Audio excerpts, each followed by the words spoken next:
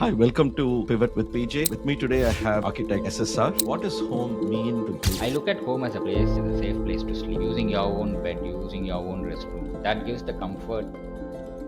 Your personal growth is something that changed your perspective of life. I believe in something called think for all. What is you here? I don't know how to explain. I don't know the deeper meaning of it, but I've always had conversations with myself. I'm more of a loner, more of a shy person. I was very. I'm PJ, and I'm here to navigate the bends of the roads with you. I'm looking forward to it. Let's get on this ride together on Pivot with PJ. Hi, welcome to Pivot with PJ. This is episode 2 of the podcast. This is PJ here, your host. With me today, I have architect SSR. Um, if you're an architect or studying architecture or even remotely interested in the space, you won't need an introduction to SSR. For the others, SSR is the founder and CEO of SpaceMush. They are architecture design firm specializing in small spaces. He's also founder of DHub, which is the number 2 community for architects in India. SSR also introduced virtual augmented reality for interior design with Finteriors. He's currently working on an AI initiative, Prompt Architects, and also has a sales community with Freshhawks. Um, he's a regular speaker. He's a member at BNI. He's also a member at Roundtable. In fact, he's president of Roundtable 82. Regular speaker in panels and other forums. He's active on social media. He's an influencer in social media. He's a Parai artist and a dancer, a man of strong values, and I would say even stronger ethics, a remarkable human, um, dynamic entrepreneur. SSR, welcome. Can I call you Shiva in the podcast? Is that okay? As you wish. As you wish. Thank you, Prasanna, for the wonderful introduction. No one has got it right, especially the ventures, the latest ones. Just a correction, I'm part of Roundtable. I'm currently the secretary of my table, Madras Central Roundtable 82. And Roundtable India is a fellowship and service organization. I particularly joined because we were building a lot of classrooms through a program called Freedom Through Education. So I'm also the area project convener. So Roundtable India is a zero overhead organization. So all the CSR friends, we connect to CSR partners, and we are implementers of the program. And all of them are entrepreneurs. Most of them are entrepreneurs like me all over the country. And in area 2, which has 22 tables, I'm an area project convener. And I'm a very new tabler. I'm hardly 1.5 years old. So I'm currently supporting my chairman, Tabler Kamesh, as a secretary. So except for that, everything else is good. And I'm out of BNI recently. I've taken a sabbatical. And yeah, Ah, that's it. Thank you, Prasanna, for having me here. And I'm yeah, very keen in thank you. It's my pleasure. interacting with you, discussing with you. I look forward to it too. Thank you. It's my pleasure, and yeah, that's what happens when you have a dozen things to introduce you. But thanks for correcting it. I have known you for the last what about 2 years now. I think when we started discussing my home renovation project. Um, yeah, I want to say a little bit about that because that sets the context about SSR here, right? So it's a 38-year home that my brother and I grew up in. My parents bought when we were very young. It had to be renovated for a joint family of 8, 3 generations, with privacy and space requirements, um, without really compromising or losing the essence and the spirit of the home, right? And we have spoken with a lot of designers before SSR. A common contact introduced me to SSR, and I want to take this opportunity to thank you for the work you and your team have done. This is fantastic, and you've given us a space that we will cherish for the rest of our lives, Shiva. So I just wanted to start with that sense of gratitude.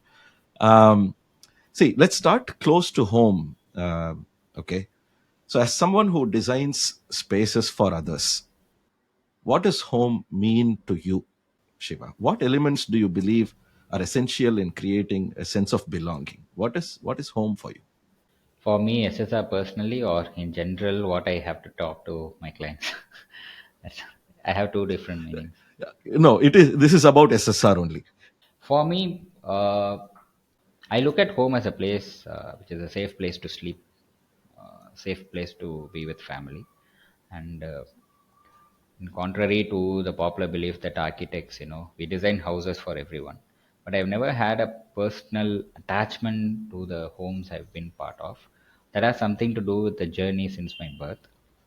One particular thing is one common factor in all the homes that I've lived in is they were always small spaces. So I grew up in a LIG, low income group, government quarters. Mom was a government servant. So it had one room, a separate WC area and a bathing area and a small kitchen. So me, my brother, elder brother, and my mom lived in one room. And the same room had a puja shelf. The same room had a probably a 3.5 feet by 6 feet bed for me and my brother, and a single cot for my mom. And I grew up, I mean, I was born there and I grew up there till 2000, till I was 16, 15. And then we moved to Ambattur, our own house. Again, there, it was my mom's own construction. So there again, she started building by one room and an attached kitchen, and it was an external restroom that you have to come out. When it rains, you have to, you literally get drenched. And then she had a small thatch roof in the front to protect against this thing. And years later, 4 5 years later, she built an extension that made it a hall. So it was all ad hoc, right? And from there I went to college, right, Tyagarajar College. So it was a first year, it was a shared dormitory. It was a large space, but then we were 10 of us. You are confined to one cot and your own suitcase and stuff. Then second year, third year, fourth year, fifth year, you were in a four people room. And then in the final year you have the luxury of a two people room. It was supposed to be used by one person when our college started in 1950s, or I don't know when they built the hostel. But then there were two people. So it was all small spaces. And then I came back to Chennai for briefly for 3 4 months. Then I went to Nottingham for my masters. Again in Nottingham, it was a shared accommodation, one of those Georgian or Victorian houses. So you have one restroom and then there are four rooms. Even there, there were three large bedrooms and then you have one small box room. I took the small box room, it was only 180 pounds the rent share. The other rooms were 220 pounds. Again, it was a small space. Then I finished my thing and I moved to London, briefly stayed in east side of London, Upton Park, again a shared accommodation, three people in a bedroom. And then I moved to Greenwich, again the same box room. And then finally, I'm not a travel person, so I didn't like the idea of traveling 1.5 hours every day to and fro. I mean, it's 2.5 3 hours. I moved to my office was in central London, almost central London, near Albert Hall Mansion, Hyde Park. That's a famous area in London. I moved there, so I did a calculation. It was like rent plus the Oyster card recharge was only 50 pounds less, rather than shifting to a posh area. Hired a studio flat. It was again a large studio flat, 350 square feet. You had your cot, you had a kitchenette, you had a fridge, working desk, everything there. Again, it was a shared restroom. And then after that, I came back to India. Then I got married. I was in a rental place with my wife. We started living in a 2 BHK house. So it's one for our parents and one for us. And we had kids. And again, it was all small spaces. And then we moved to Mylapore. Again, we had a 2.5 BHK. So three bedrooms. So third room was for me. For the first time in Mylapore in 2016, I got one room for myself, which was a office space. Then COVID happened. Then I started using it as my bedroom and my office room. Again, it didn't have an attached restroom. And then finally, now I live in a place near Tenabet, behind Poyes Garden. There I have a large 3 BHK. And this is the first time in my life, I'm 38 years old, I have an empty wall in my bedroom. So I have my own office, my own room. I have my own attached space now. It's a hefty rent, almost 50K per month. But for the first time, I have an empty wall behind my thing. So I always wanted to have it. When we were young, we wanted to have Vijay, Rajini, Hrithik Roshan, Sachin. I never had a place for the poster. Then when you grew up, we became an architect. You wanted to, do some murals or something. You always do it for others, but you don't have a space. So right now, I have an empty wall behind my home. I mean, I'm currently in my office, but this is the first time I have an empty wall. I think my definition of home is if you find one empty wall without a door, without a window, without a pathway to the restroom, without a wardrobe, an empty wall where you can do whatever you want. It's not the space, it's the wall. For me, a good home should have an empty wall where you can do whatever you want. The reason why I thought so much was once I moved into the house, there were three bedrooms. I chose one bedroom, and then I said I want this here. And of course, you are the last person to given the choice.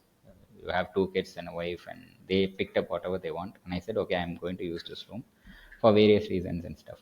And then that wall, I spoke with an artist, an architect, an artist, and I told I want something to inspire me because I'm a procrastinator, so I don't do things and I do things for others. I said something to inspire me, so I said I want a mural there. This is the first time in my life I got a wall, so I want to dedicate it to my community of architects. It's very philosophical as well as emotional. I believe in something called think for all. So whatever I do, whatever problem I solve for myself, I try to solve for everyone. Okay. So I said this will be called think for wall, W within the bracket. And I asked the artist to do something that will inspire me. Been 3 months, he's still working on it. I wasn't convinced with the designs that he gave me the first two times. For me, an empty wall, if you have an empty wall, you have a beautiful home. And of course, people are there, your Fantastic. parents, your wife, your kids, your friends, everything is there. Parking, all these, yeah, the second. There should be something for you, which I think is an empty wall where you can reflect who you are. That was an honest answer. Very very interesting, and your response kind of stumped me also, Shiva, right? Because I was fully expecting you to go deep about family and belonging and thing, but what you said is very profound to me, right? Because it all should start with you, and if you do not have that empty wall for yourself to be able to reflect, it doesn't matter what else you have, even if it's your own family and all the fancy buildings and gadgets and all sorts of things. But very very profound. Thanks for going deep there. But it's also interesting about your journey with spaces, your tryst with spaces, so to speak, right? um, See, I think spaces and their designs kind of in a way mirror life, right, in its complexity and beauty, right? Or is there a moment, or maybe a sequence of moments, or even a project that kind of contributed to your personal growth, or something that changed your perspective of life? Okay, can't name one project. I know it's a cliche answer, but I've been part of more than 350 plus projects now. Many got built, some of them didn't get built, or I didn't even know if they got built. Apparently, my first design is somewhere in Turkey. I was, as a student from Nottingham, I was working for a developer in Nottingham who was building projects in Turkey. My own design, without working for someone, where I took the design decision. That is somewhere in Turkey. I hope they built it. I was told they built it. I haven't seen it yet. Maybe you should make a trip. Maybe I should make a trip. I remember the company name and all. So I met the business development person in LinkedIn after years, and then I asked what happened to the project. If they built it, she said, "Yeah, we built it, but she doesn't have the photograph." It's been like 14, 15 years now. So the design philosophy, I felt out of place in architecture to start with, right from college, and wherever I worked, architecture was always for the rich people, and I am someone who was not comfortable with using a Western commode for a long time. Okay. And then all the drawings that I did in school, college, for my clients was all WC. It took a while for me to even understand the standards. See, architecture, if you look at architects, we always have a measuring tape with us, a small measuring tape. For everything, we'll measure. Even for a height, we'll measure for the width and everything.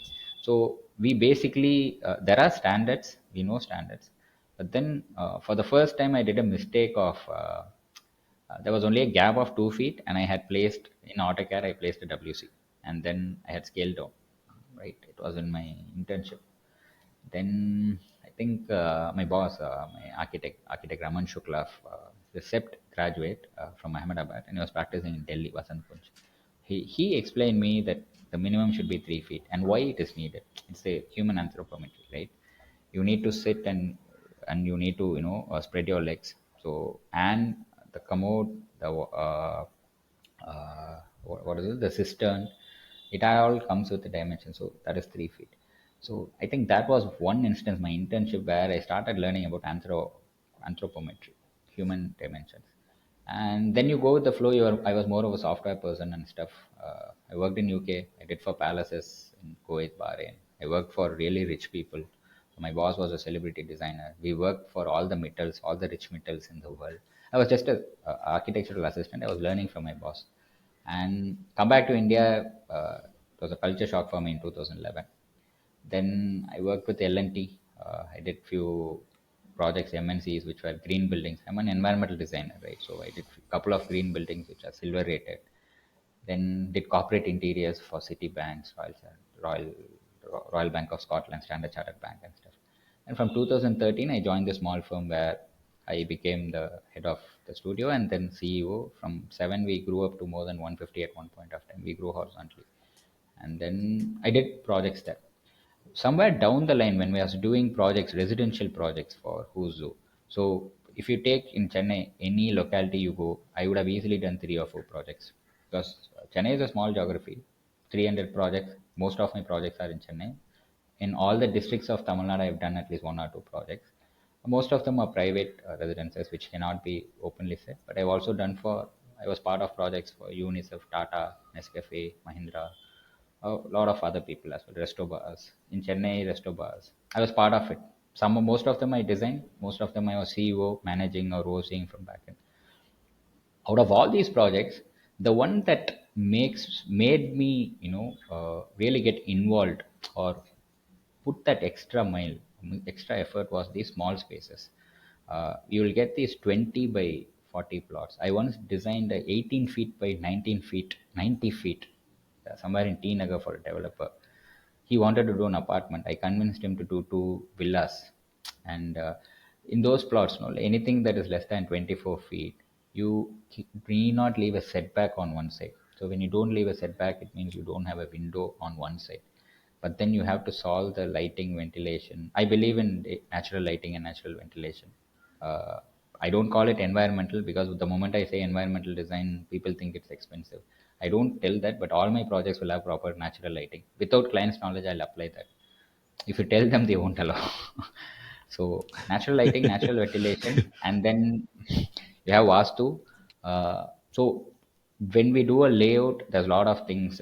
I think you are there in the your study room in the new home, right? The one that got renovated, the green color one, right?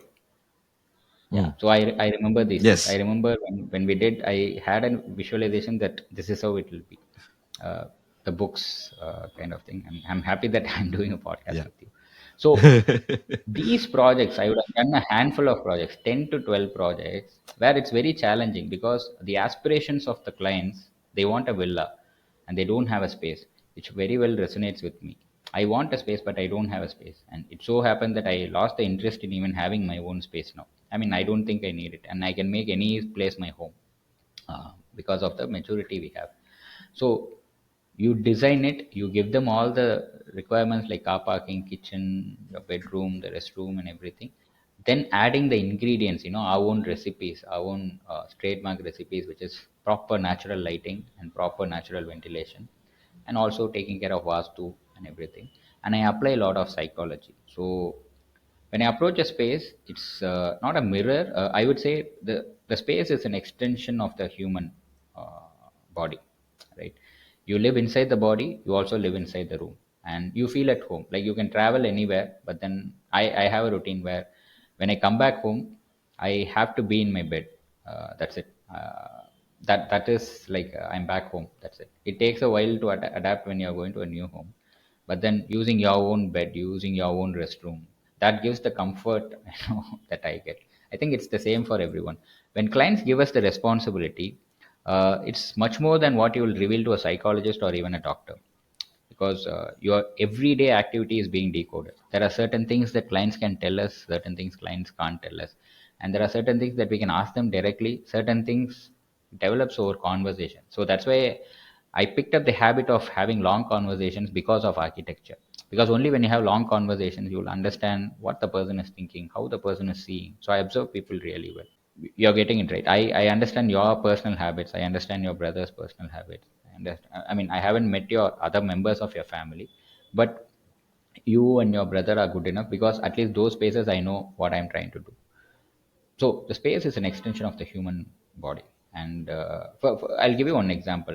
Like if I'm designing a space for a writer and for a let's say a reader, the way I approach is, if it's a writer, I would like to learn what kind of things they write about. Is it about fiction or non-fiction? Is it being read by kids? Is it a research kind of thing? Because the concentration levels are different. If you're working on something, if you're more of a research writer, and you're doing that, I want you to place a blank wall that gives you more focus and concentration. Let's say if you are someone writing for the kids, probably I will give you a writing desk next to the window, right? It's the same writer, but you keep it in different spaces because you for fiction you need creativity. Sometimes the ambient noise of the crows or the autos or the bikes, they trigger your creativity. If you're doing a research based writing, that is a big no. And then of course you need a bookshelf, right? And then if you're a reader, again, what you read, what you like reading, when you read. Are you someone who has a sleep routine of reading and going? What kind of lighting you like when you're reading? Some people like particular focus writing. Some people read in the day. They want to read next to the window on a Sunday, that cozy Sunday morning, or 10 a.m., 11 a.m. coffee and on a window bed and read. Some want to read every day, right?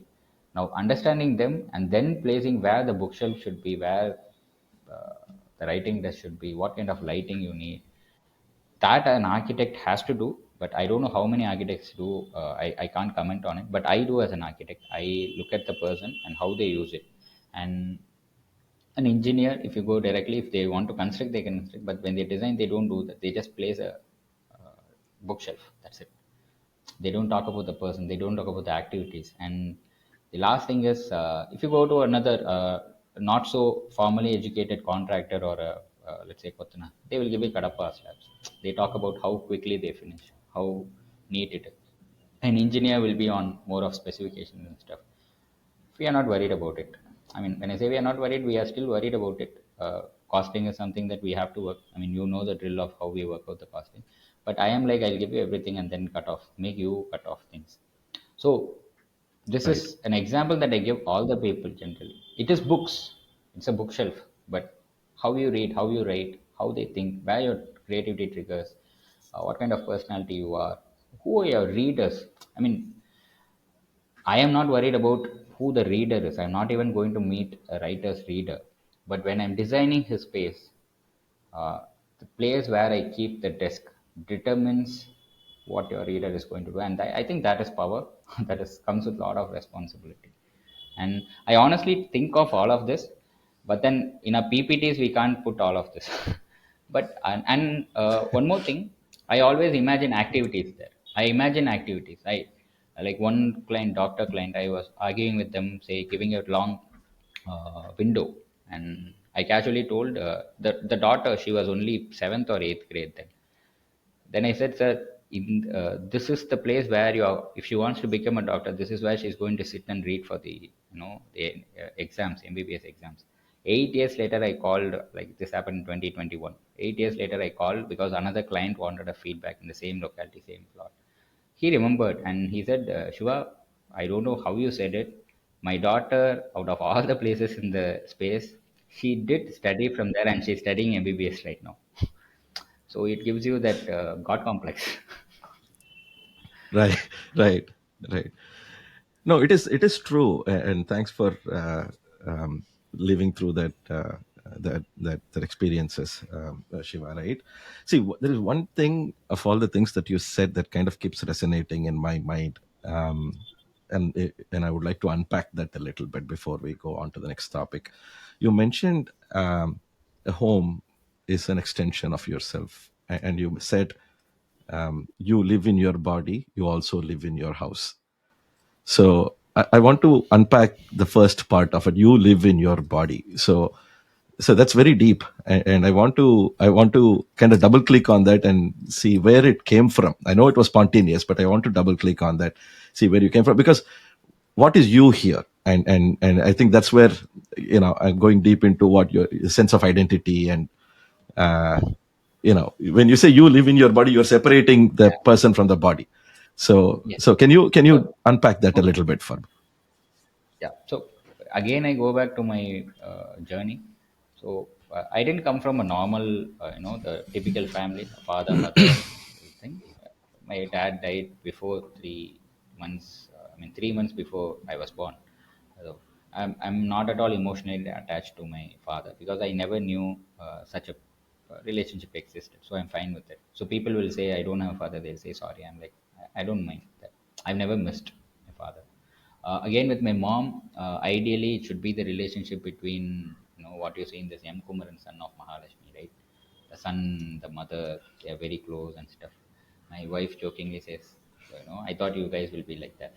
But then me and my mom, if you put us in one place, hardly 5 minutes we'll start arguing. Okay. So again, my brother is 5 years elder to me. So the thing is, I'm more of a loner when I grew up. I'm more of a shy person, and I'm very calculate. I was very calculative on how people will judge me. I was very good with everything that I did: studies, sports, dance, cultural speaking, everything that I did. I'll try to be the best. I'm not sure if I'm the best, but I'll give my best shot. So what happened with this thing is, I have had a lot of conversation with myself right from my childhood, in the mirror or in this thing. But I say, Shiva, you should not do this. Shiva, you should not do this. And apparently, they say it is good to be that way. I don't know if it is good or wrong, but I've always had a conversation with myself. So I don't know which side I am, but I don't know how to explain. I don't know the deeper meaning of it, but I've always had conversations with myself. So I see me as different, and I correct myself. I say, you should not do this, right? If you do this, how is your son going to see you? If you do this, what will the client think about it? Don't do this. So I remove myself. Uh, it comes from practice, that I would say, because you didn't have someone to look up to or someone to take order, or you didn't feel like you had a safety net ever since your birth. So it's always on you. And I think I picked this somewhere. And I'm an atheist. For the first 15, 16 years, I was a theist, thanks to mom. I used to sing bhajans and everything. Somewhere from 16, 17, 18 years, I've never prayed. And then until I'm 30, 32, I didn't know the reason, but I never prayed. Whatever the toughest situation, I've never looked up and asked for someone for help. It was always me. So so when that is there, then I keep conversing with myself. I'm not a split personality as such, but I speak to me. So when I have so when I do that, then I look at saying that, okay, you have a body. You're like, for example, 2 years back, I started picking up dance again. I wanted to train dance. Then I said, see, you were good dancer, then you at college level, and after that you left it. You're looking for any sangeet function, you want to dance, you want to go to a pub, or you want to dance. Even if you're hanging out with friends in a resort or something, you still want music and dance. Now you're not getting any younger.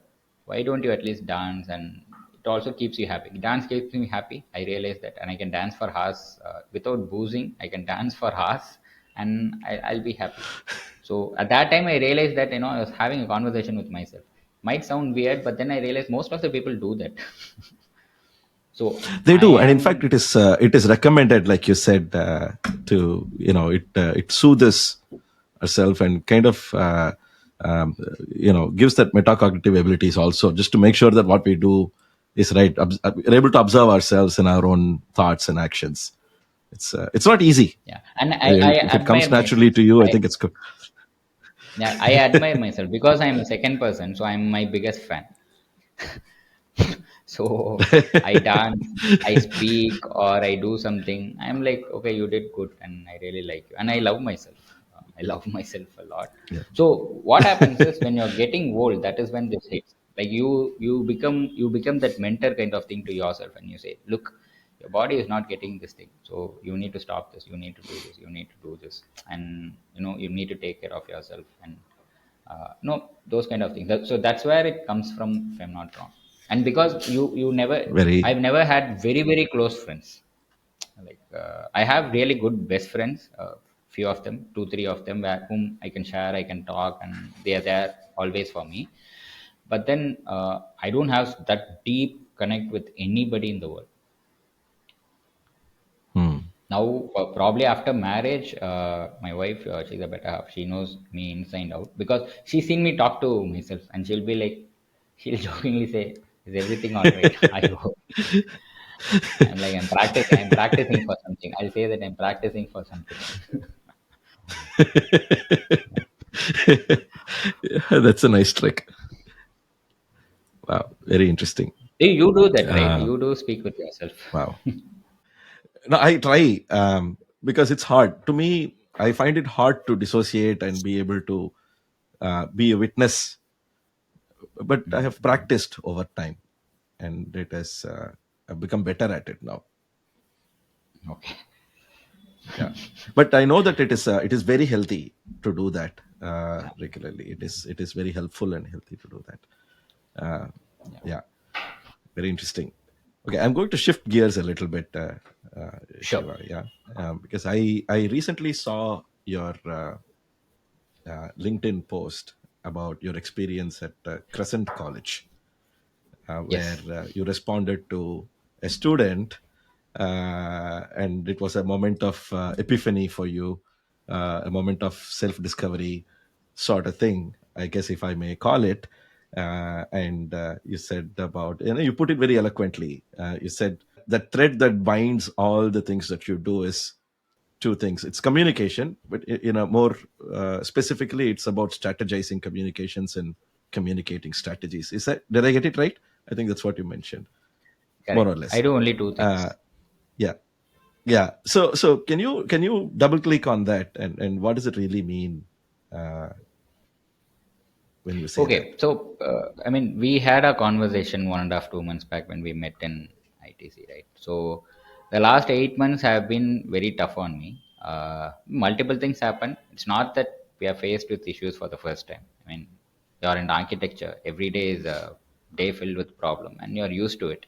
But what happened was uh, all the 5 6 things that are supposed to be good, all 5 6 of them failed. If there are 5 things happening and if one goes wrong, the other four are good, then you'll manage. So everything was, going haywire. uh, of late I've picked up something because thanks to the mentoring I do at DH for architects, I cannot afford to be negative. I cannot afford to be negative. Come what may, I have to be positive because there are hundreds of messages I handle in Instagram, LinkedIn, WhatsApp. All the community members, they trust me, and they think that if I ask a question, he's going to give an answer. And even if I'm the most down, I mean, I'll be knocked out that day, but then I'll have to be very choosy with the choice of words. I have to be positive, right? So that is something that really helped me transform in the last 3 years of doing DH for architects. That's one thanks that I would like to give my community. So since I've trained myself, then I tell people like, okay, fine. If you are in a situation, I give this coffee bean story where a student was problematic. I mean, he has some problem. The father tells boil a potato, boil a egg, and boil a coffee bean for 15 minutes. The egg will be the same outside, but inside from a soft it will become hard. The potato will be hard earlier, but outside and inside it will become what to call, it will change completely soft, both inside and outside. The egg changes only inside, not outside. Rather the coffee bean, it will be the same hard thing, but it will give the aroma and the taste to the environment water. So I did a project called coffee bean 8 years back to a client. He named the project coffee bean. He is the one who told me the story. He said, in life, the situation is never going to be conducive for you. It is always going to be different. You have to be ready. But when you're facing with a tough situation, do you want to be the potato, change inside and outside because of the external environment? Or you want to be the egg, which looks okay from the outside, but inside it has totally changed? Or you want to be the coffee bean. You don't change, but then the positivity in terms of the aroma and smell, you give it to the environment. I think I took that seriously for 8 years. And when I did the mentorship, I tell this to people. When I tell this to people, when you say that you're happy, you become happy, right? So when I keep telling this, I myself transformed as a person. So the last 8 months were struggle, but one good thing was I was always positive. I knew this is going to get over. how am I going to get over? So I always say this in life: when you're stuck and you think that this is the end of the road, trust me, from my own experience, that's when there's a new path ahead. All you have to do is ask, how do I overcome this? Okay, I don't know an answer for this. How do I find the answer for this? Okay, this project is going into deep, trouble. How do I pull the project out of the trouble? Because mind is very powerful. The moment we say how, it will start thinking answers for it. That is what I was doing for the last Right. 8 months. My problem was doing diverse things. I was doing revenge entrepreneurship. When I said from 2020 I had to start everything on my own. I was very successful in establishing Space Mush, very successful in establishing DHub, and then I had a tech startup which didn't go as well as I would have liked. But I stopped the operation, shifted to someone, and I kept getting opportunities. I've got more than 30, 40 opportunities, out of which I've picked 3, 4, and I'm working on it. So now what I've done is, because I've had the experience of something not going the way I want, in spite of me putting my heart and soul, putting together a team, great product, still I couldn't pull it off. Then I realized you're not a superhuman to always succeed. Okay, this happened in 22 years when I was in UK, when I didn't get a job. I've never failed, and I didn't get a job. I had to struggle in a supermarket. Again at 38 it is happening, but I'm more wiser and more experienced. I said, this time I'm going to pick and choose only that thing comes naturally to me, which is speaking and making people understand what I say. So that's when I got clarity. When I spoke to you, I didn't have clarity. The reason why I spoke to you was I needed some clarity. Right? Like you, I spoke with Sudarshan. I've spoken quite a few times. In December, I spoke with Sudarshan once. I and Sudarshan keep speaking now and then, right? Like that, I spoke with you. And then I spoke with Ramachandran, my best friend from school. He's an entrepreneur himself. So I spoke to him. I keep speaking with my wife often. And like this, few people, like 4 5 people whom I thought maybe they'll be, giving me something that I am not looking. Sometimes in life the answer will be right in front of your eyes and you'll not be looking at it because you're looking for a Right. complex solution. The solutions are always simple. I found that simple solution. What happened was, I wrote all the things that I'm part of, and I'm not. I mean, I'm part of 8 initiatives, not just ventures. Anything that I'm taking as a responsibility. There were 8, and there were only 7 days. I want to work only for 5 days. எல்லாத்துலேயும் என்ன பண்ணுறேன், what am I doing in everything பார்த்தா, I speak and then I ideate and strategize. These are the things that come naturally to me and I'm good at it. And this is what is in demand. Then I erased everything and I said, SSR is going to strategize his communication, and he has to communicate his strategies to others. You call it sales, you get money. You call it marketing, people are aware of what we are selling. You call it branding, you tell the story or the value systems. It's a public speaking, you want the audience to either clap or laugh. If it's your teammate, they have to get motivated and work towards the North Star. And anything, if it's a real video, it has to be shared or it has to be commented. That's how the algo works. If it's a LinkedIn, you should project yourself as a thought leader. If it's Instagram, you have to project you have to project yourself as a inspiring motivational this thing. And within networking events, right, I'm part of roundtable, then you have to come across as a very sincere tabler and responsible tabler. So I realized that I'm only communicating and I'm strategizing. It can be written, it can be video, it can be anything. So that gave clarity. By the way, as I said, the post was to make it viral in LinkedIn, that's it. But then I got the idea a couple of days or 3 days before that.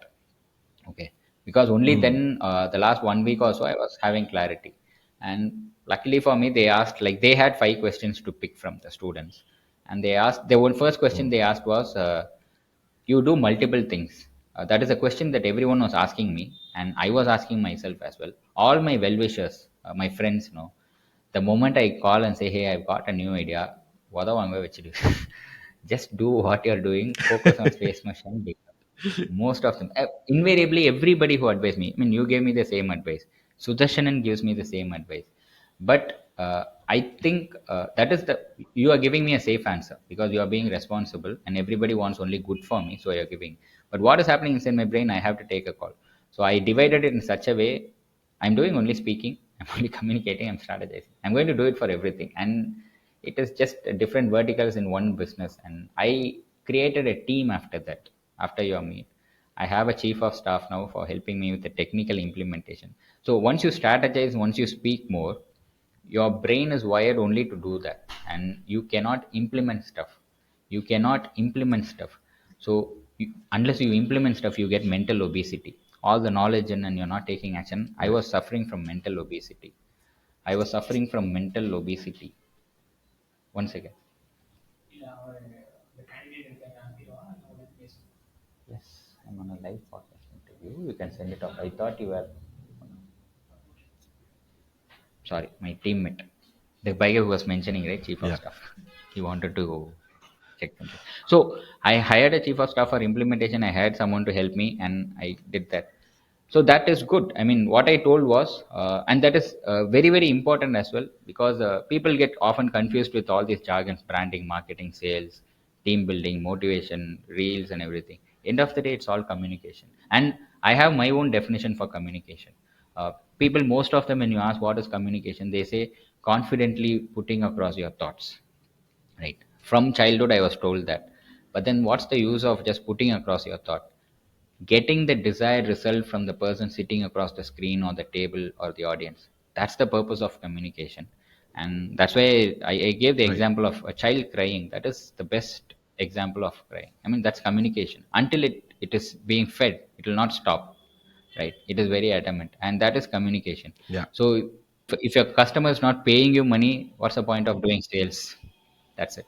So if you understand the fundamentals of it, because we don't understand complex things, so I try to decode it in a simple way. That was thing. But for Right. LinkedIn, I did that. This thought came like 3 4 days before that. No, very interesting. I was intrigued when I saw that, and I made a note of it to ask you this when we spoke today. Awesome. See, we've had several long conversations, but the last time we met, uh, we really had a good time. We kind of delved deeper into several areas. You have strong political, philosophical, theological views, right, Shiva? Yeah, yeah, Um, and even professionally, I have a feeling that you are an activist in your own right. The way you approach your yeah, business, your life. Um, what does it take for architects to express their activism? So even before that, let's start with what is activism for you? Is necessary for everybody to aspire to be an activist? And if so, how should they approach it? What should they be doing? How should they express it? okay. Activism, I don't know the literal meaning, or I haven't given a thought. Because you're asking now, I can give it a thought. There should be law and order. The rules and regulations should be followed, right? Wherever you go, there should be decorum maintained. Now, since our birth, we are always, brought up to be in that channel, and that is needed as well. If you're a civilization, to live in harmony, you need that. But then there are few meaningless things that will happen surrounding you. It can be in your education system, it can be in your neighborhood, it can be inside your family, it can be in your classroom, it can be in your workplace, it can be in your profession, or it can be in the society or the politics. Uh, because I told you I was a very shy person. I was very timid growing up, right? But I had that anger or the questioning capability. I wanted to dissent always. If you call it activism, yeah, to dissent is a human nature. Like, you have to question, and when people are in authority and they are supposed to do whatever they are supposed to do, and they are not doing a job, I think, as part of the society, or part of a classroom, or part of a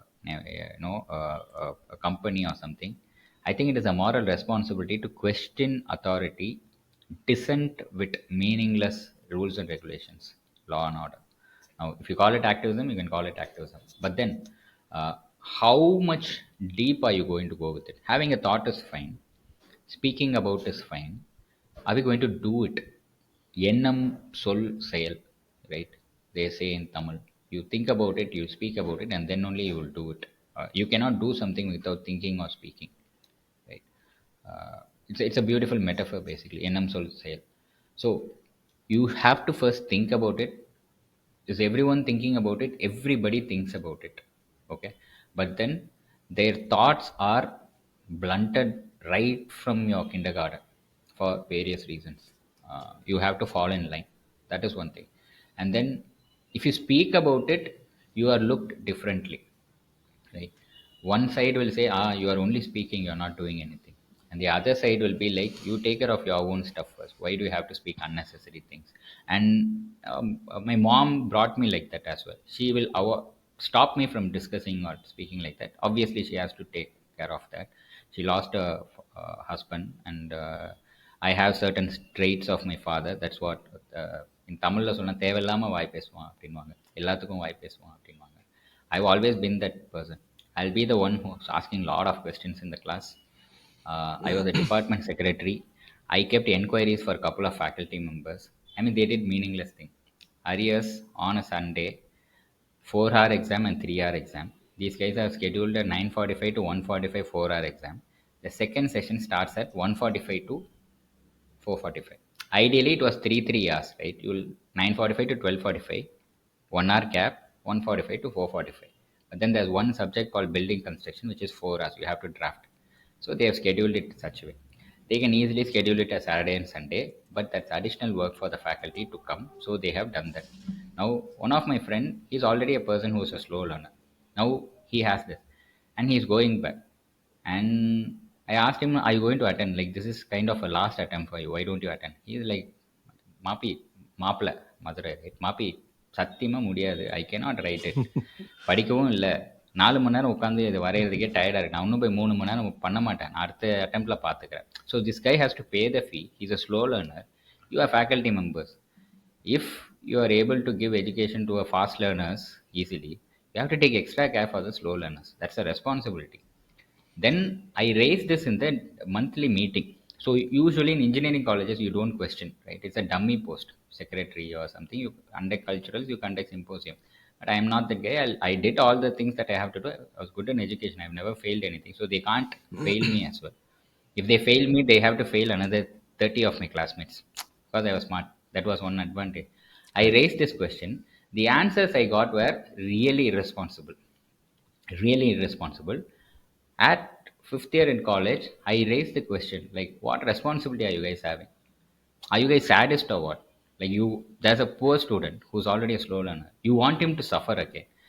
What common sense? Will you sit in one place for 7 hours? And in our college, they don't allow you to go out during the recess, especially if it is an Hmm. arrear exam, because you doubt that the student will copy. Right?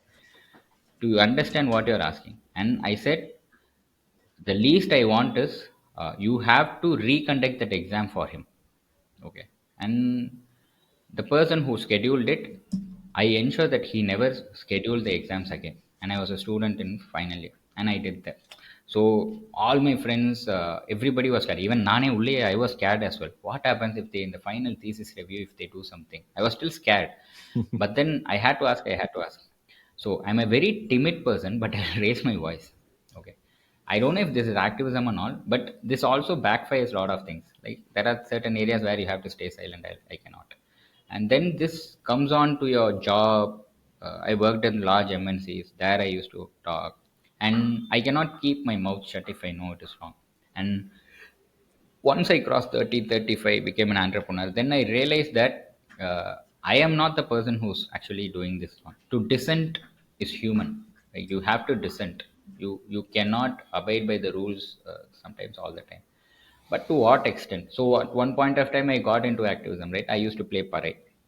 So Parai kind of gave me a widespread or a deep understanding of the society, the people. So I used to play for all the left movements, Periyarist movements, Ambedkarite movements, and social communist movements. I am not a reader at all, so I cannot read the Communist Manifesto or the writings of Ambedkar or even the writings of Periyar. Even if I read, I do not have focus to understand.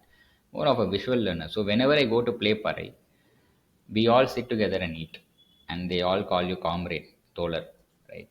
So that kind of grounded me a lot, and I was the CEO of a large firm as well at the same time. So I was having living a double life, and it was dance and it was choreography, and I was I'm a guy who will always conduct events, bring together people. I'm more of an oxytocin person, not a dopamine person. So that helped me a lot. And then when you listen to people, you listen actual history. You listen about, for example, just for the record, uh, all of us know that this is something that we discussed as well, right?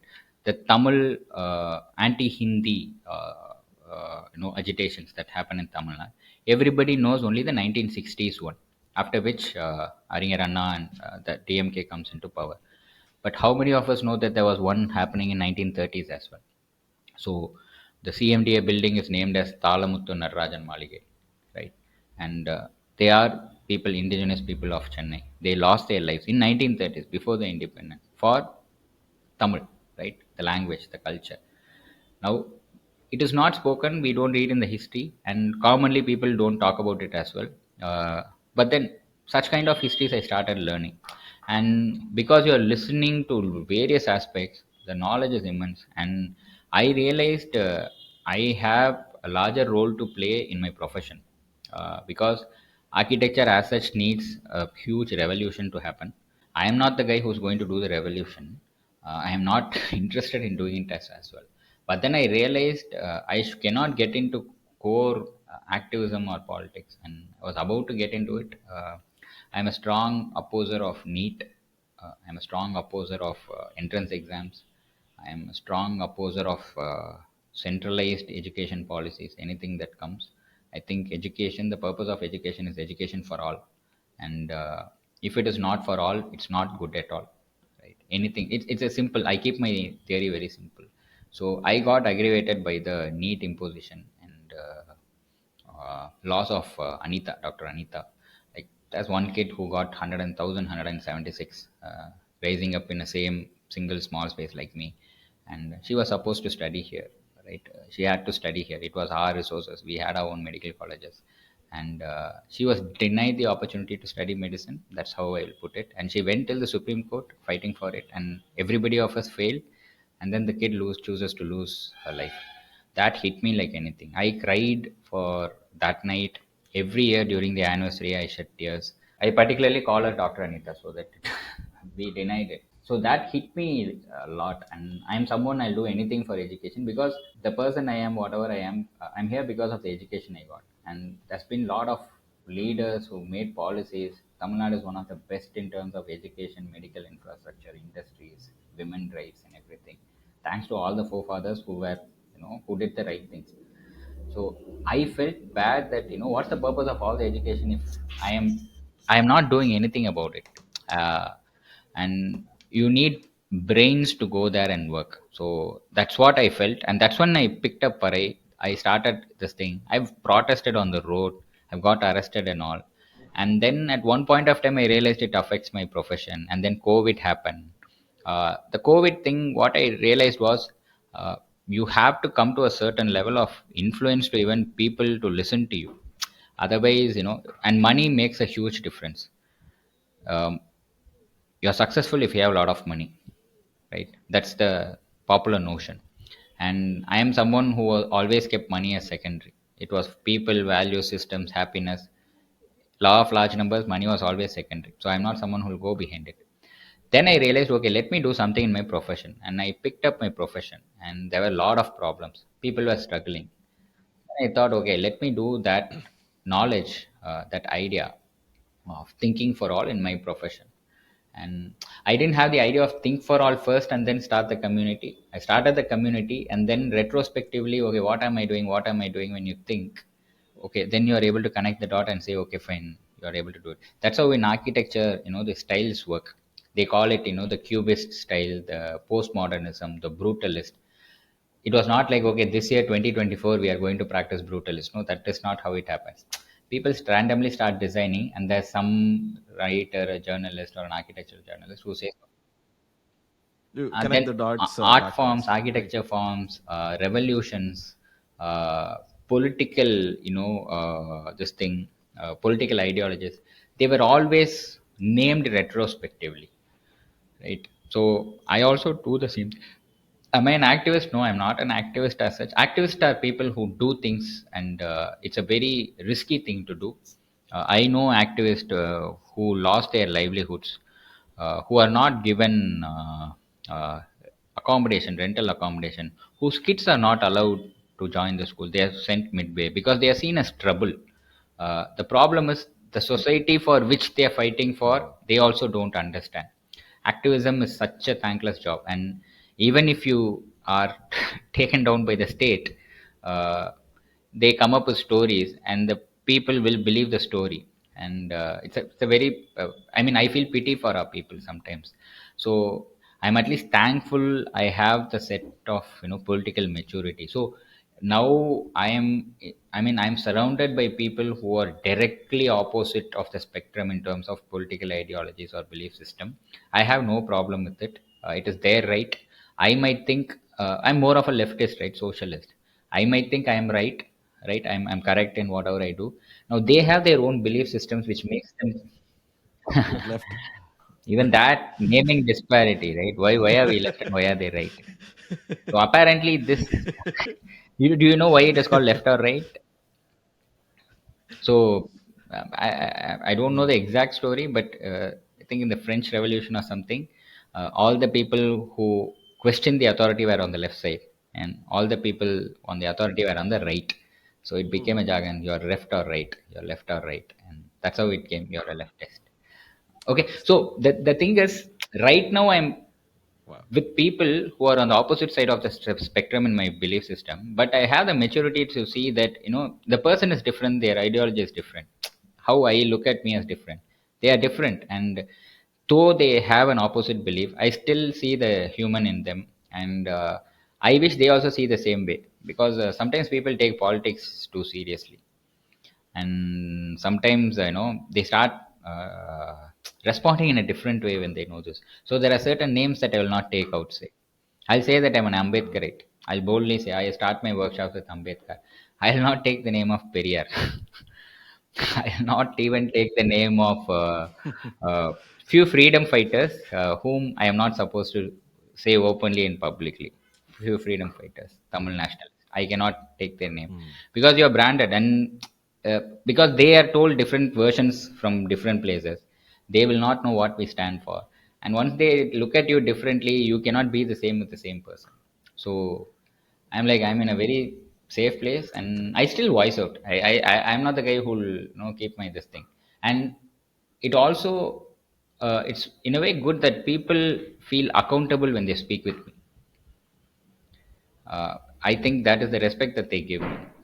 In my absence, my own few friends, they can speak whatever they want, okay? But my presence makes them accountable. And I see it as a mark of respect because they know that, okay, if this fellow is here, he's going to question. Let us not do that. The same way, I will also not enter their territory because I think people, friendship, they are more important than ideologies. Ideologies will keep changing. 100 years later, the ideologies that we are talking about, they would have transformed. There'll be new ideology. In simple terms, if it's for the people, it has to be for everyone. Everyone should be good, egalitarian. Anybody who stands for it, we are good. And nothing in the name of religion, god, that is all important, that is all personal, you can keep it. But when it comes to the society, when it comes to policy making, when it comes to politics, you have to set aside those things and look on the larger good for people. I'm not an activist. Yeah, and I think you are in your own right. But it's humble of you to say that you're not. Not to kind of diminish the work of activists who actually are in the mainstream, but Yes, yes, I think you yes. could be safely called one. While we are talking about this, um, so you also mentioned there are times when, well, I wouldn't want to call it compromise, but you may have to set aside some of your um, stronger um, viewpoints, right? But I also know that you're highly principled in how you do business, highly ethical. Do you face situations where you have to balance, or where you have to choose between a personal value, between that and a professional value? So do they collide at all in your world? And if they do, If, how if do you have to how do you deal with that? I think the moral dilemma of decision making, right? It happens almost every day, Right. but it happens. And initially, I've made a lot of mistakes. I've prioritized the wrong things over the right things. So, let's say I'm an entrepreneur. Okay, belief wise, I'm a socialist, right? I think it should be for all and it should be ethical. And I'm an entrepreneur. Sometimes I apply, let's say, take an example of HR policy. Right? In my organizations, wherever I've been in the decision making, I have a no loss of pay leave policy. Like we will give the mandatory leaves, but then I don't believe in penalizing anyone because once you penalize, they don't wholeheartedly work. They are focused on taking leaves and stuff. I say your leaves are yours. I am not someone to grant it. It's my responsibility. It's your duty to inform me. That's it. And my duty to say, okay, take care. That's it. But get the job done. We are not a large corporate venture that hundreds of people are doing the same task. We are one or two people. So be responsible. Save the lives responsibly and stuff. Now, this is a more socialist way of thinking. But then how it works is because the people are product of this capitalistic society, they take advantage of it. And if there are 10 people and even one starts misusing it, everybody starts misusing it. Right? The people are good, but they don't understand these things and you can't understand them. So such mistakes happen. Like I should not apply that here. But I also, at the end of the day, I'm like, if I want to work in this firm, will I want to work in my firm? That's the question I ask. If the answer is no, then I change it, right? So I always put myself in others' Hmm. shoes and ask, oh, if I'm coming to an interview, how am I going to be? I'm going to be nervous. My first three interview questions will always be very casual. I'll make fun of something or the other of myself, ease the nerves, ask questions like which city you come from, where you did your schooling. The moment the brain starts answering questions, they'll feel more confident. And then you ask the tough question, but it also makes business sense as well. You want the person to perform in a normal situation because that's how the everyday office is. If the person is nervous and is not performing well, I'll be the loser if I miss a good talent, right? It Right. has both sides. So the moral dilemma is always there. Even today it is there. It will be there. But I'm learning to make better decisions, and with experience, you've already faced few things. So my principle is simple: if you make a mistake, don't do it again. Come up with a system or a process that avoids the mistake, and I keep it separate. And I learned one thing: when it comes to profession, you are in a capitalistic society, and you have to play by the rules of the game. Like you can't say that I'll play gilly in a cricket field. They both might be similar, right? But when you play gilly, you Right. play gilly. When you play cricket, you play cricket. That's it. So when I'm on this side, Hmm. I kind of focus on those things, focus on the organizational growth, the north star, all those strategies, business growth and everything. But at the same time, I don't lose the essence of the socialism, where everybody should be good, they all should have a good livelihood and it should be good. I manage between the two, but the moral dilemma is always there, and I think it will be there always. Because I also keep evolving, I also keep Hmm. learning new things. I also identify flaws in both the sides, and I learn a lot. I pick a lot, and the way we see money, the way I've seen money is totally changed in the last 3 years. Uh, my money was projected as something evil, right? And then I came up with my own thing. Money is the most important thing in life, but money is not the only important thing in life. That also I know. Before that, I was prioritizing. I was not giving priority to money. Yeah. So the moral dilemma is there, but I think I'm matured enough to keep those things separate. See, I'll give you an example. You are my client for almost 2 years, and we've had a lot of discussions. But I ensure that our a casual chat at a personal level never happened until we successfully finished the project. Right? It was a Yeah. conscious decision. It was a conscious decision because uh, we could have done that 1 year prior as well. We successfully completed the project. I did everything in my capacity to ensure that the project went well, put to the right team, right process, everything. But in my past experiences, clients become close friends with us, right? Most of them, because you interact so much, they will start liking you, we will start liking them, and you become really close friends. Something like how you'll be with your doctor, family doctor, or family lawyer. So what happens is once we boldly step across that line of professional, client architect relationship, if something goes wrong in the project, right, that affects the personal relationship, and that is very hard to swallow. Okay, it affects Hmm. us, it affects me, it affects them, and you keep feeling like one point of time you are not worried, even worried about the project, you're worried about the relationship. I've had like 2 3 instances where the clients were very close with me and I was close with them, and some small mistakes done by some vendor, some contractor will result in arguments, and then we lost the relationship. There are cases where I stopped talking with the client, but I've completed the project successfully. Like for the last 4 months of a project, I never spoke with the client. We had a clash, but we interacted with someone else from the family, completed the project, but I never spoke with the client. Okay, the same way, sometimes the project comes to a stop because we had some other argument. So this is a decision that Hmm. comes up with 10 years of experience. So after that, now Hmm. I'm not worried because I've completed the project, and there's nothing holding us back from knowing each other well, and interacting more at a deeper level. Right. We can even have arguments now. That is completely fine, Yeah. right? So I maintain that. The same with my vendors and everything. Yeah. And in a way, it can also be contextual, also, right?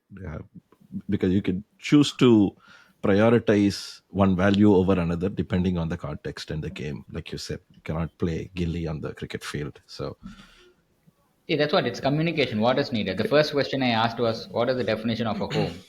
Do you want my answer or the answer that I need to give my client?" They are different. Uh, that's it.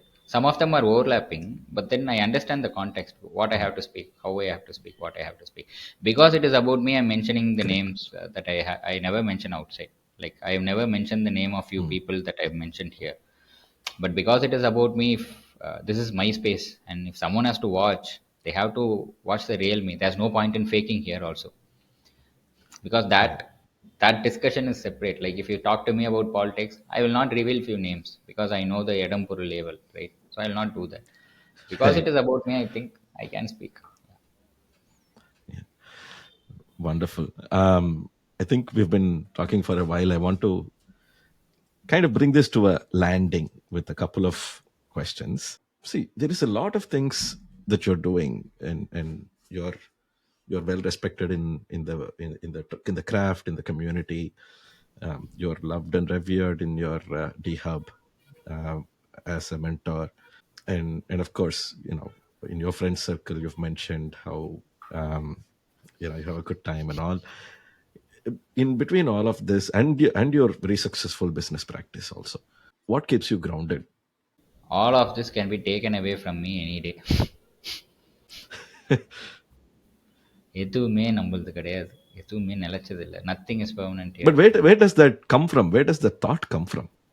The Is it journey. is it always at the back of your mind, that you See, kind of draw? the, yeah, the journey I've seen in my own journey. See, the thought that I don't want my own house, right, that comes from seeing people. I've seen my own mom, you know build her own house at the loss of spending time with her children. And for what? That's my question. For what? So what is more priority? Like now she's almost 70, I'm almost 40, 38, right? And she's living there, I'm living here. Nothing disrespect to my mother, right? I am here because of the person's, my mom's grit, and the heart of steel that she had when she was 30, and gave me education, fought against the society, everything. I'm there. But then why was the house? That house is what I always feel that, because from Mylapore to Ambattur, she has to travel during the weekends. And my mom is someone who will work to save money. My mom will work along with the masons as a helper. So she'll save that money, right? So she'll carry the sand, she'll carry the thing. So I come from that background. So I've always, living on the edge. And there's no nothing permanent that I know. That, like, see, tomorrow, let us say, see, for example, I booze, right? I booze, and when I booze with friends, I might speak anything or the other, right? With friends we can speak anything, right? In social media, I have never spoken one slur word at all. I'll control my thing. This is there for 8 9 years, 8 9 years or 10 years, because I carry the responsibility of whatever I stand for. For example, if I speak about atheism, if I do something wrong, all the atheists will be branded. Or if I represent some ideology, if I do something wrong, so that responsibility is there. So you're always cautious. And tomorrow by mistake I do something, by mistake I do something or the other, and all the reputation, everything is gone. All the reputation is gone. You lose your account, Instagram blocks your account, it is gone. uh, Clients, like, if the market falls, another COVID happens, that is gone. You've seen everything. So once you know that, nothing is yours, nothing is permanent. You can even have thousands of acres, and tomorrow if you're on the wrong side of the politics, everything can be gone and you'll be behind the bar. So that understanding keeps me grounded. And I always, because the journey was, from where I came and where I am there, and I'm still going to go up. I mean, I'll be the most famous architects probably in the country or even the world. I'm working towards that. But even when I go there, I know that it's not permanent. I know that it's not permanent, and it's not a cliche thing. When I see a young architect from a tier two town, I always think like, what would have happened if my mother didn't have education? You're a overthinker, right? And she was there in the tier two town where she bought. Probably I would be like this person. I'll be speaking in a broken English. I will not have the confidence of communication. And I will also be struggling. And for the procrastinator I am, I will not even be at this voice level. The moment you know that you are there because of all the opportunities you got, you're nothing. I mean, oh, what is the point of boasting Mm, about? And if it was a even run, right. if it was a even run, and then you boast about, hey, I am the best architect, then it is fine. Everybody starts at a different place, and everybody is having their own struggles. What's the point of having taking it to head and this thing? This is a cool chill life, actually. Understanding that you will lose everything. So once you have that, be it a relationship, be it my wife, my kids. For me, my family is my biggest achievement. Having a mother, father, two kids, and that too one daughter, one elder sister, and one younger brother, and I am the father. For me, for the first time, I'm looking at a complete family. Us going in a share auto or an auto rickshaw together watching a movie, for me that's a very very big achievement. Because I didn't have it. I didn't have it, and I was not longing for it. But then I realized, okay, this is how cool a family is. So I look at my son. I'm looking at how is the world for him. He is looking at a father, he is looking at a mother, he is looking at a sister. If I shout, if I lose my temper and I shout, I'll be worried like, okay, am I giving him a traumatic experience? Will it affect him after 20 years or 30 years? What is his opinion about me? So these things, these small things are very important. I am a guy who's satisfied with an empty wall. so, so I Right. don't know. So nothing is permanent. Yeah. So that thought keeps me grounded. Yeah. And again, Very, very that interesting. I doesn't mean think, I'm belittling. That doesn't mean I'm belittling my achievements or my brain or my strategies and everything. no, I you know already what I'm said you love capable of. yourself, and Yeah, all that is there. But yeah, when it comes to that's taking uh, that thing and putting inside tomorrow, see, I'll tell you one more interesting fact. Few months back, 4 5 months back, when I realized that communication is my biggest strength. Again, you are an overthinker. You are an overthinker. What will happen if I lose my voice? That thought hit me. I want to learn sign language now. I want to learn sign language. Okay, so even if my voice is gone, I'll learn sign mm, language. I'm vigorously learning AI. What will happen if I even lose my hands, my everything? I need to at least learn AI to be able to do whatever I'm doing now. So I'm creating my AI avatar mm. so that tomorrow I lose my voice. I still have my voice recording and you can do it. You can lose anything. It's just like as easy as losing the internet while we are doing the podcast. I know, I know. Wow. Okay. Very interesting. And it's very endearing, right? To see on the one side you fall in love with yourself and all your achievements. You're so fascinated by yourself. On the other side, with the knowledge that this can all go away in a on a dime. So It's very profound, right? I mean, it's fun to live that way. You have your fun knowing that it can go away anytime. So great. This one thing, one last thing, Shiva, and then maybe we can leave with Yeah. that. Yeah. So what success means for you? Either, Okay. obviously when it comes to a design project, it may be a bit more tangible, but as you get a little bit abstract about your life, how you led your life, how do you look at it? Do you bother to think Okay. about it, or is it just kind of? Okay, success. I mean, there are way too many definitions, and I tried looking for meanings everywhere. Money, happiness, all those things. I think being able to do what we have to do, and being able to say no, and doing things in our own terms and conditions. I think that is the biggest success, because I was not able to do it 10 years back. I was not able to do things on my own terms and conditions 10 years back. I was an entrepreneur, but I was not able to do. Uh, Even 3 years back, I was not able to do things on my own terms and conditions. Like, I have my value systems. I have to do it. I have to do it. But I think now I've come to a position where, though I'm going to lose money, though I'm going to lose the project, or though I'm going to, do whatever negative, I have the clarity that if it's in my own terms and conditions, I should do it. And that for me is success. And many people will not have. See, you can have thousands of crores in your bank, but if you're not able to support the political party that you support openly in a stage, there's no point in having the 1,000 crores. That as simple as that.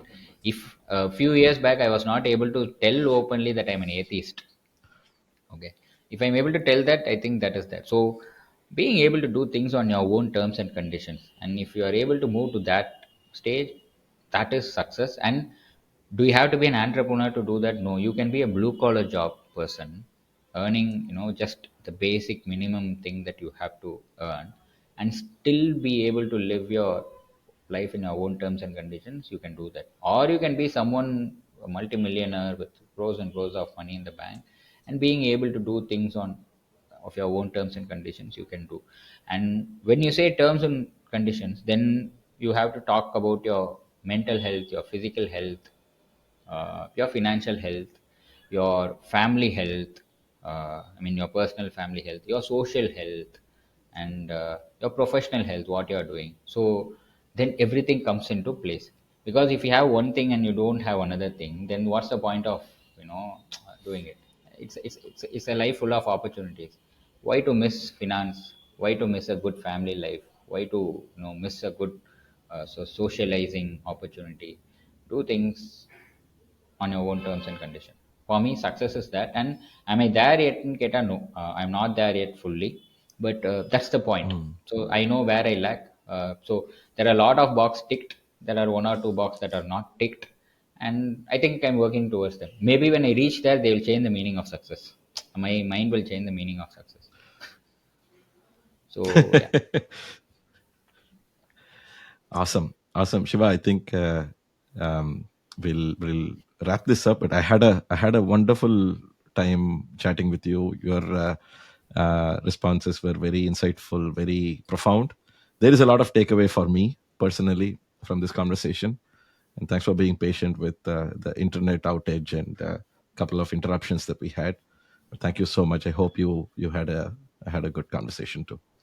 Oh, I love conversations. I love speaking, and your questions were really good, because uh, I haven't been asked these questions, so I never thought about this. So most of the answers that I gave you, they were spontaneous and they were not prepared. So they were just inside me and they came out. I think you did a wonderful job, getting the best out of me and allowing me to speak whatever I have to speak. And I wish you all the best for this pivot with PJ. I am just intrigued to listen to what your first guest, Sudarshan and Ganapati, spoke, like what they spoke. And I'm also interested in Yeah. knowing, this thing, because we could have kept it very professional, we could have kept it very business oriented, or we could have kept it either very philosophical or politics or ideology based. I think there was a right mix. right from your first question, I think it was a mix of everything, and it was more about me. So I felt really comfortable. Thank you for having me, and it was a pleasure and honor to be on your podcast. And wish you all the best. Thank you. I appreciate it. It's always a pleasure. Thank you. Thank you.